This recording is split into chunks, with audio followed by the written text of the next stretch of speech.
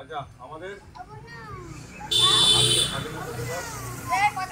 1947 সালে আমাদের দেশ স্বাধীন হয়েছিল। এই স্বাধীনতা সম্পর্কে দু একটি কথা বলে নিয়ে জনগণের শুরু থেকে পতাকা। তাহলে আমাদের এই পতাকাটা তিনটে রঙের বিষয়বস্তু কারো জানা আছে? তিনটে রঙের বিষয়বস্তু হচ্ছে আমাদের সর্বপ্রথম আছে উপরে আছে গেরুয়া। গেরুয়া শব্দের অর্থ হচ্ছে ত্যাগের প্রতীক এবং বৈরাগ্য। ত্যাগ প্লাস বৈরাগ্য।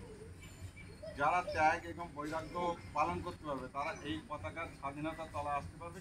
প্লাস যারা ত্যাগী তারা এদেশের শাসক ব্যবস্থা খাইয়ে নিতে পারবে। এইভাবে চিন্তা ভাবনা হয়েছিল।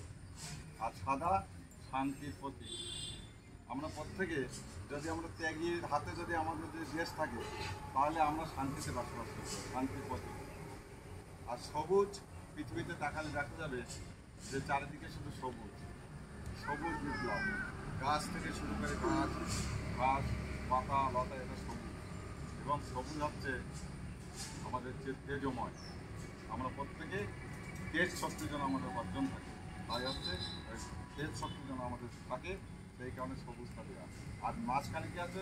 চক্র, অশোক চক্র।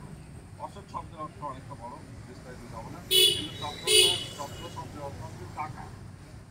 আমাদের দেশ সেই চিন্তা ভালো করে এই পতাকা